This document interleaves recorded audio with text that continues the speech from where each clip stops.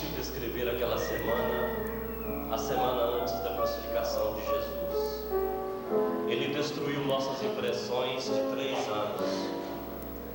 Suponho que todos nós imaginávamos ser ele alguém diferente.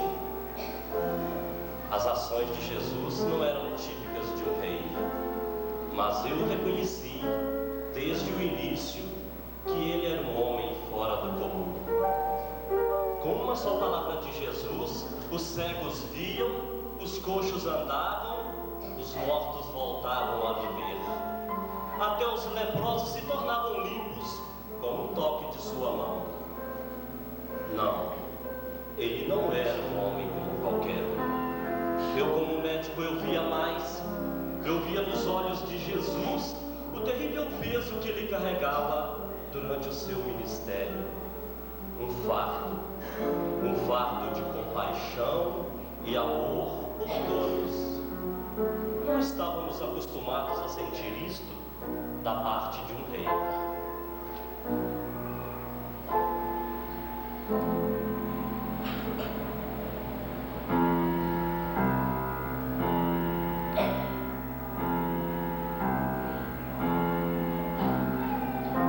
Jesus sempre fazia o inesperado. Por exemplo, no primeiro dia daquela última semana, Jesus entrou em Jerusalém montado em um jumentinho. Bendito o Rei que vem em nome de Deus. Paz no céu. Glória a Deus nas alturas. Uma multidão cercou Jesus, estendendo seus mantos pelo caminho, abanando ramos de folhagem e louvando a Deus por ter mandado Jesus para ser o rei. Mas Jesus não ligou para a multidão, não. Mas ao chegar à porta da cidade, Jesus começou a chorar. E mais uma vez eu pude ver em seus olhos aquele fardo de compaixão e amor por um povo que em breve o rejeitaria. Hosana, Hosana, bendito o Rei que vem em nome de Deus.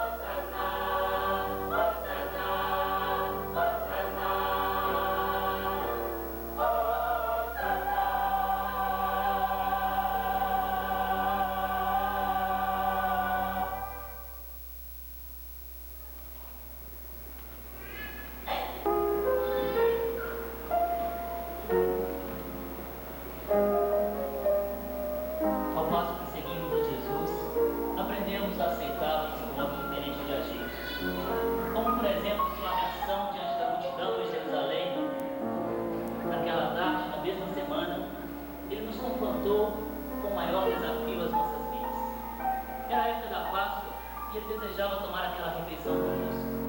Ele não só comeu conosco, mas também nos ensinou a razão da sua vinda ao mundo e falou da sua morte. Uma tragédia impossível de aceitar para um homem tão poderoso. Ele até nos avisou que um dos nossos trairia. Eu estava sentado ao lado dele na mesa e perguntei quem seria o traidor. Mas nenhum de nós compreendeu a sua resposta. Estávamos tão ocupados relembrando as muitas experiências do passado e discutindo quem seria o maior no seu reino. Entendíamos tão pouco aqueles dias. Amávamos a Jesus e, enquanto ele falava, não percebemos que alguém se retirou do aposento.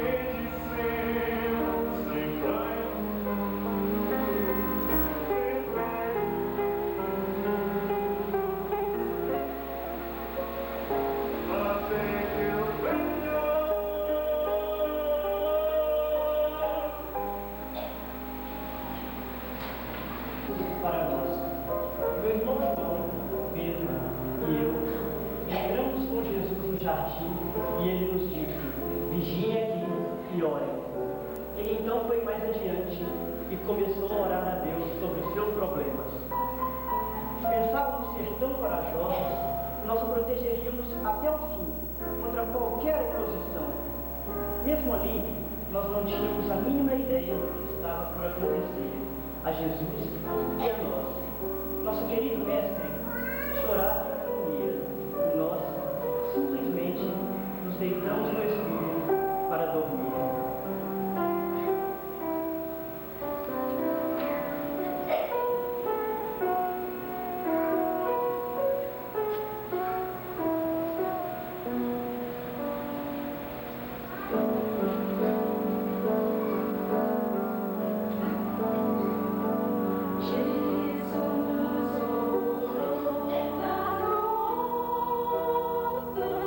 Meu Pai, faze teu querer.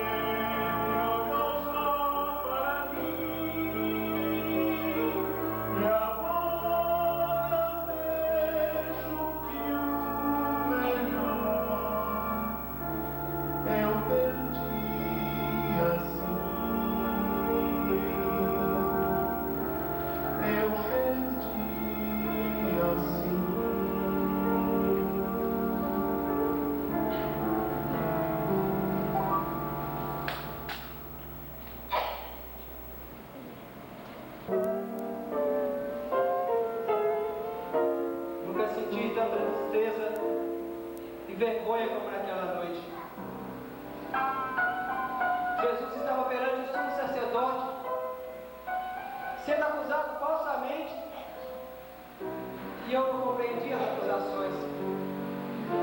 Por que Judas o traiu? Todos nós fugimos do jardim quando prenderam a Jesus.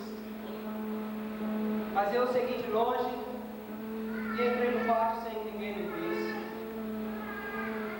Fiquei na sombra, perto do muro, junto com os outros que comentavam os acontecimentos da noite. Uma fogueira nos aquecia e a chama iluminava nossos rostos. Ouvimos vozes zangadas e a palavra blasfêmia. Tive medo. E lá estava eu, o pescador arrogante e impetuoso, que gritou com orgulho: eu jamais te abandonarei, Senhor, ainda que eu morra. Tentei me esconder no canto do pátio, para que ninguém me reconhecesse. Não bastávamos ter fugido do jardim, deixando com os acusadores.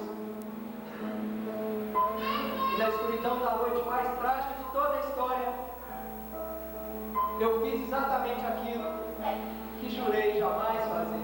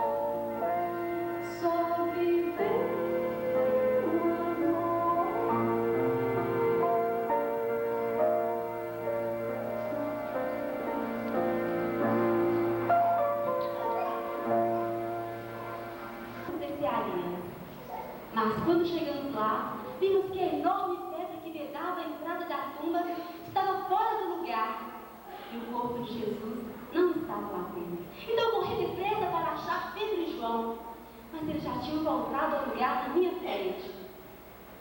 Então, quando voltei de volta à tumba, ele já tinha ido embora. Mas 2 outros homens, vestidos de branco, me saudaram e perguntaram por que eu chorava. Por que levaram meu Senhor e não sei onde o puseram? Então, notei que alguém estava atrás de mim. Por favor, se o levaste, diga-me onde ele está para que eu leve embora. Maria. Você me conhece. Maria.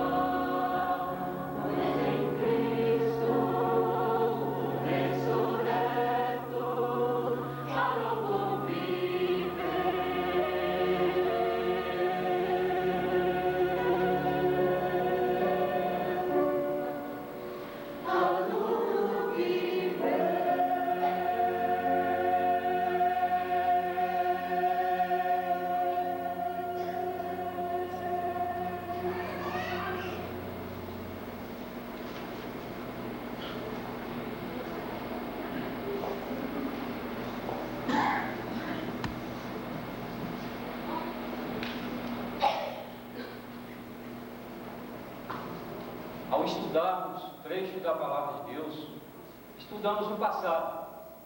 vemos como Deus operou nas vidas de pessoas em tempos antigos. Com isto, vemos que Deus manifestou na vida de todos e podemos conhecer através dos registros daqueles que o conheceram. Mas a ressurreição, o fato, a história, permanece na experiência. Não é necessário parar com a multidão à porta de Jerusalém, à mesa da ceia, nos jardins, no pátio ou a tumba. Esses acontecimentos do passado são a simples parte de um início, do raiar de um novo dia. Ao aceitarmos Jesus Cristo como nosso Senhor e Salvador, nós estamos transformados. Nós estamos vivendo uma nova experiência. E assim aconteceu conosco. E Jesus Cristo, nosso Salvador e ressurreto, merece toda a nossa adoração, todo o nosso louvor. Que Salvador glorioso e maravilhoso! Aleluia! Aleluia!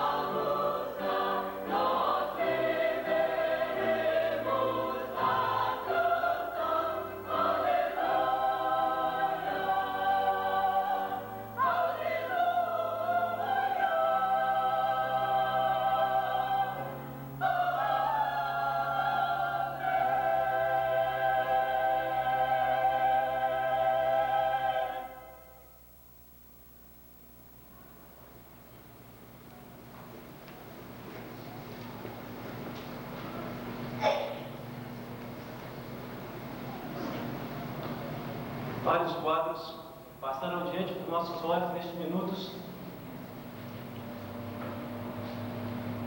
A lembrança da vida de Jesus Cristo,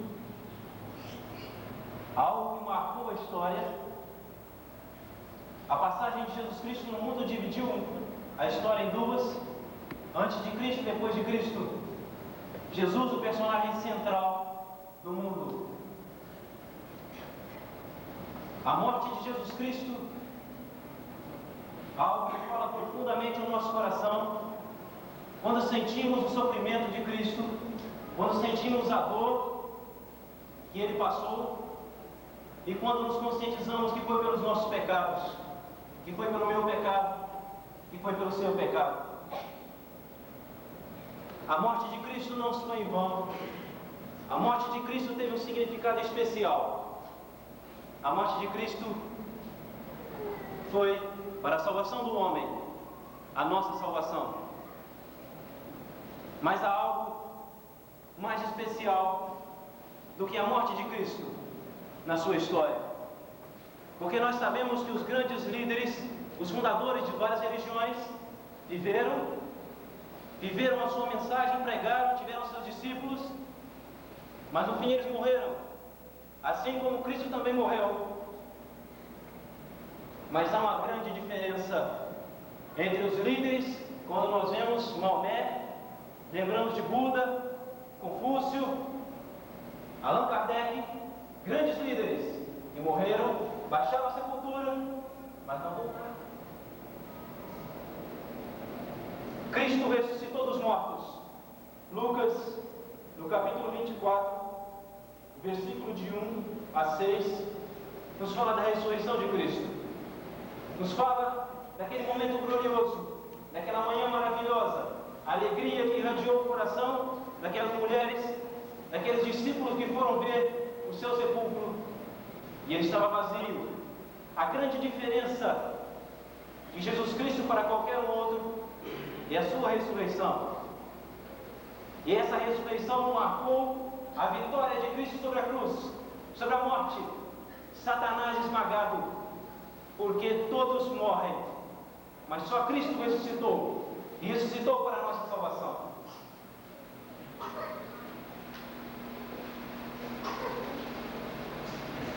A Bíblia fala desse Cristo, a Bíblia narra no início, predizendo a sua vinda, e depois colocando a sua vida com a vinda do Salvador do mundo. Ora, esse Salvador não é para pessoas que estão longe daqui, não é para pessoas que vivem do outro lado do mundo, não são para animais. Esse Salvador é para nós. Esse Salvador é para mim. Ele salvou a minha vida e esse Salvador é para você. A Bíblia diz que aquele que crê em Cristo como seu único e eterno Salvador, ele tem a vida eterna. Mas aquele que não crê, ele já está condenado. Gostaria que todos orassem neste momento. A igreja estará orando, buscando e intercedendo a Deus pelo poder de Deus para agir neste momento, para que Deus seja glorificado através das pessoas que ouvem a sua mensagem, que se colocam à disposição de Deus, que abram seu coração para Deus, porque a Bíblia diz que nós não devemos estar com nossos corações endurecidos, coração de pedra, mas sim um coração de carne, um coração sensível, um coração aberto para receber a mensagem de Deus. Eu gostaria que você pensasse no sacrifício de Cristo neste momento, que você lembrasse que Cristo é o seu Salvador, que você meditasse que você tem pecados. A Bíblia diz que todos pecaram.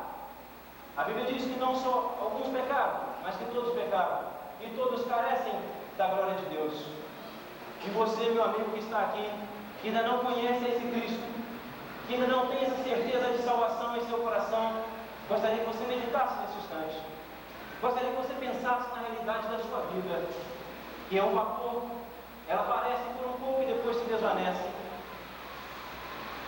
E você pensasse na vida eterna, a necessidade que você tem de alcançar os céus, é o desejo de todos. Ninguém quer ir para o inferno, mas o único caminho que Deus aponta é Jesus Cristo, o único mediador entre Deus e os homens. Eu gostaria de convidar você a fazer uma decisão nesta noite, uma decisão muito importante. É uma decisão que vai conduzir a sua vida, que vai preparar o seu destino eterno, que pode ser a perdição, mas também pode ser a salvação. Ora, há 3 decisões que você pode tomar nessa noite. A primeira decisão, você pode não aceitar a Cristo. A segunda decisão, você pode aceitar a Cristo como seu Salvador. E a terceira, você pode decidir não decidir. Essa decisão adiando para amanhã é perigosa. A Bíblia diz que o dia aceitável é hoje. Amanhã não nos pertence. Não sabemos se amanhã amanheceremos vivos. O dia de aceitar a Cristo como Salvador é hoje. Eu gostaria de que você, neste momento, colocasse na sua mente, trouxesse para você a salvação que Cristo oferece. Cristo é uma decisão muito difícil. Há pensamentos vários em nossa mente neste momento, mas é o poder de Deus que pode atuar na sua vida. Lá em Apocalipse, Jesus diz que Ele está à porta e bate. E Ele está à porta neste instante. Ele está batendo a porta do seu coração. E você precisa abrir o seu coração para aceitá-lo como Salvador. Se você aceita Cristo como Salvador, levante as suas mãos, para que a igreja possa conhecer, que a igreja possa orar por você. Essa é uma decisão que você precisa de pensar. Você precisa de pensar na sua vida, nos pecados do passado, aquilo que você fez de errado, e colocar aos pés de Jesus Cristo, pois Ele derramou seu sangue na cruz para nos salvar. E só Ele pode salvar você. Todos os pecados que você cometeu, às vezes você pensa que você é muito pecador e Deus não pode salvar, mas o sangue de Jesus Cristo nos purifica de todo pecado. Eu gostaria de convidar a você a levantar as suas mãos, manifestando assim o seu desejo de seguir a Cristo. Qual será essa primeira pessoa que há de decidir por Cristo? Que há de reconhecer o sacrifício de Cristo como Salvador? Quem deseja levantar a sua mão? Quem deseja seguir esse Cristo que morreu? Gostaria de convidar a igreja todos os colocados de pé. Todos de pé neste instante. Continua a oportunidade para você aceitar a Cristo como Salvador. E nós vamos orar. Eu gostaria de orar com você neste momento. A sua vida é preciosa tomar uma decisão. Há alguém que deseja aceitar a Cristo como Salvador?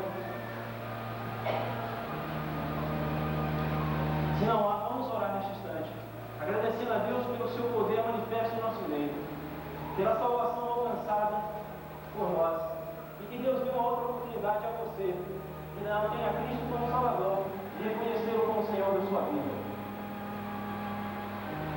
Oremos. Na tua presença, Senhor, estamos para louvar o teu nome, agradecer por tuas misericórdias e pelo teu sacrifício de Jesus Cristo na cruz por nós. Te agradecemos, Senhor Deus, porque fomos alcançados por tua maravilhosa graça. Dá, Senhor Deus, uma outra oportunidade àqueles que estão aqui e não aceitaram a Ti como um pequeno Salvador, para que possam aceitá-lo. Tenha compaixão dessas almas. Abençoe esta igreja e abençoe este coral. Dá-nos a tua bênção a cada dia. Em nome de Jesus. Amém.